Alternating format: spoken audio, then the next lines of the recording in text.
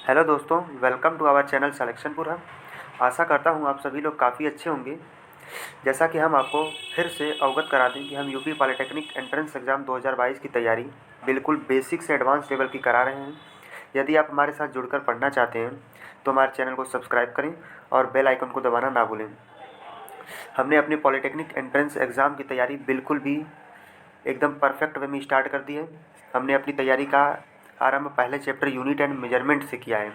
उसका हमने लगभग 6-7 वीडियो डाल भी दिए हैं। Measurement of mass, measurement of length, measurement of time, और पहले की वीडियो यूनिट एंड मेजरमेंट क्या होते हैं, कैसे होते हैं। तो आज आज की इस वीडियो में हम बात करने वाले हैं लिस्ट काउंट के बारे में। दोस्तों, आज की इस वीडियो में हम चर्चा करेंगे लिस्ट काउंट के बारे में। लिस्ट काउंट क्या होता है दोस्तों, इसको मैं इतनी अच्छे से पढ़ाऊँगा आप लोग ज़िंदगी भर नहीं भूलेंगे लिस्ट काउंट क्या होता है। ये तो आपको बीएससी में भी, एमएससी में भी, आगे जो भी करेंगे आप हर जगह पे काम आएगी आपको। लिस्ट काउंट क्या होता है, हर एक इंस्ट्रूमेंट का लिस्ट काउंट होता है। तो सबसे पहले हम लिस्ट काउंट की डेफिनेशन देखते हैं क्या होती है। The smallest value that can be measured by the measuring instrument is called its list count. इसका मतलब स्मॉलेस्ट वैल्यू मतलब किसी भी यंत्र के द्वारा जो सबसे कम वैल्यू मापी जा सकती है उसे हम लिस्ट काउंट कहते हैं। लिस्ट काउंट देखिए दोस्तों, यहाँ लिस्ट का मतलब होता है कम। लिस्ट का मतलब कम होता है, काउंट का मतलब गिनती होता है दोस्तों। तो कम गिनती मतलब जो सबसे उस यंत्र के द्वारा सबसे कम जो वैल्यू निकाली जा सकती है उसे हम उसका लिस्ट काउंट कहते हैं। उस यंत्र का लिस्ट काउंट कहते हैं। यदि दोस्तों आपको समझ में आया हो तो ठीक है, यदि नहीं समझ में आया हो तो हम आपको प्रैक्टिकल करके दिखाते हैं। ये देखिए दोस्तों, ये हमारा मीटर स्केल हो गया जिससे हम सेंटीमीटर मेजर करते हैं, नापते हैं। तो इसमें देखिए हम दोस्तों सेंटीमीटर को नापते हैं। 6 से लेकर 7 के बीच में 1 सेंटीमीटर का डिस्टेंस है। लेकिन इस सेंटीमीटर या मीटर स्केल के द्वारा सबसे कम वैल्यू जो मापी जा सकती है वो कितनी है? 1 मिलीमीटर। सबसे कम वैल्यू 1 मिलीमीटर मापी जा सकती है। 6 से 7 के बीच में कितना दोस्तों है? 10 खाने हैं। और ये 1 सेंटीमीटर है। कितना? 1 सेंटीमीटर है। 1 सेंटीमीटर और इसके बीच में 10 खाने हैं, तो 10 खाने इसी से डिवाइड कर दीजिए, आराम से आपको वैल्यू पता चल जाएगी। लिस्ट काउंट क्या होता है? 0.1 सेंटीमीटर। तो दोस्तों आशा करता हूँ आपको समझ में आ गया होगा कि लिस्ट काउंट क्या होता है। मतलब किसी भी यंत्र के द्वारा जो सबसे कम वैल्यू मापी जा सकती है उसे हम लिस्ट काउंट कहते हैं। तो समझ में आ गया हो तो ठीक है, हम आगे बढ़ते हैं। अब हम कुछ पॉलिटेक्निक पॉइंट ऑफ व्यू से देख लेते हैं कि पॉलिटेक्निक एंट्रेंस एग्जाम में कैसे क्वेश्चन आते हैं। इससे तो ज़्यादा क्वेश्चन नहीं आते हैं, फिर भी आप याद कर लीजिए, इनके लिस्ट काउंट याद करिए। कभी कभी इंट्रेंस एग्जाम में ये लिस्ट काउंट पूछे जाते हैं कि वर्नियर कैलिपर का लिस्ट काउंट कितना होता है, तो 0.01 सेंटीमीटर। स्फेरोमीटर का कितना होता है? 0.001 सेंटीमीटर। मीटर स्केल का कितना होता है? 0.001 centimetre. Metre scale and spherometer एक ही प्रिंसिपल पे वर्क करते हैं। और एटॉमिक क्लॉक नहीं, मीटर स्केल नहीं दोस्तों, मीटर स्केल नहीं, ये स्फेर यहाँ पे होगा दोस्तों स्क्रू गॉज। यहाँ पे स्क्रू गॉज होगा, स्क्रू गॉज, यहाँ पे स्क्रू गॉज होगा। इसका जो होता है 0.001 सेंटीमीटर। एटॉमिक क्लॉक का 247 जेप्टो सेकेंड होता है। एटॉमिक क्लॉक हमने आपको बताया था, एटॉमिक क्लॉक सीजियम क्लॉक वैसे कहते हैं। ये सीजियम एटम से मिलकर बना होता है। ये 1 सेकंड को मेजर करता है। तो इसका मतलब ये सबसे छोटी वैल्यू क्या मेजर कर सकता है? 247 जेप्टो सेकेंड। बस यही है। अब ह्यूमन आई का देख लेते हैं। दोस्तों आप सोचेंगे ह्यूमन आई का भी लिस्ट काउंट होता है? जी हाँ दोस्तों, ह्यूमन आई का भी लिस्ट काउंट होता है। 0.1 mm। इसका मतलब क्या है कि हम अपनी आँख से 0.1 mm की वस्तु को भी देख सकते हैं। इतना हमारा आँख का लिस्ट काउंट होता है। इससे छोटी यदि 0.001 mm हो जाएगा तो हम नहीं देख पाएंगे, मतलब वो काफ़ी छोटी वैल्यू हो जाएगी। लेकिन 0.1 mm मतलब 1/10 mm हम देख सकते हैं। हमने अभी आपको mm दिखाया स्केल पे, उसका 10वां भाग हम देख सकते हैं और उससे बड़ी चीज़ को देख सकते हैं, उससे छोटी हम नहीं देख पाएंगे। और ह्यूमन ईयर का कितना होता है? तो 20 हर्ट्ज जैसे 20 किलो हर्ट्ज।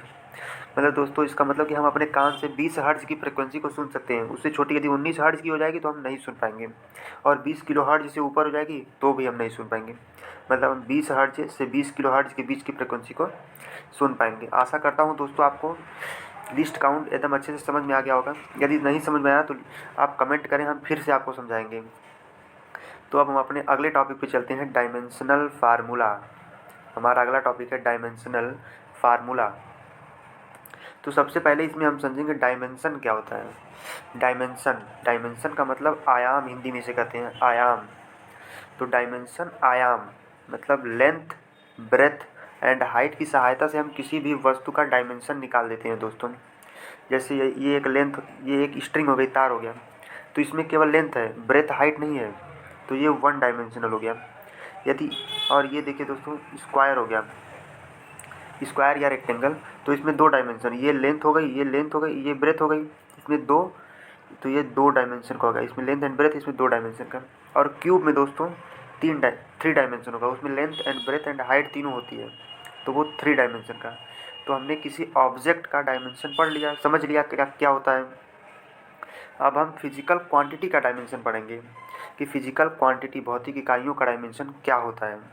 अब पूछेंगे फिजिकल क्वांटिटी क्या होती है, तो फोर्स, प्रेशर, मास, टाइम, विस्कोसिटी, सरफेस टेंशन, जो चीज़ें हम पढ़ते हैं उसका डायमेंशन अब पढ़ेंगे। हमने ऑब्जेक्ट का डायमेंशन तो निकाल लिया कि क्या होता है, 1 2 3 जो भी हो, लेंथ ब्रेथ हाइट के हिसाब से निकालते हैं, लेकिन फिजिकल क्वांटिटी का जो हम डायमेंशन वो कैसे निकालेंगे। तो उसके लिए दोस्तों हमने कुछ फंडामेंटल फिजिकल क्वांटिटी मान रखी है। वो फंडामेंटल फिजिकल क्वांटिटी कितनी होती हैं, 7 होती हैं दोस्तों।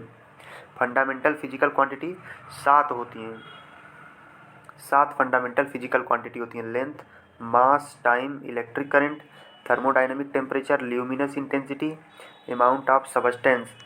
ये 7 का सातों आप दोस्तों याद रखिए, एकदम अच्छे से, एकदम बेहतरीन ढंग से याद रखिए, क्योंकि पॉलिटेक्निक में ये पूछ सकता है। 4 ऑप्शन दे देगा और पूछ देगा इसमें से कौन सा फंडामेंटल क्वांटिटी नहीं है, और उसमें फोर्स डाल देगा, तो आप गड़बड़ कर जाएंगे। इसलिए सातों का सातों आप एकदम बिल्कुल अच्छे से याद रखिए। 7 फंडामेंटल क्वांटिटी होती है। अब इसका हमने क्या है, डायमेंशन बना रखा है।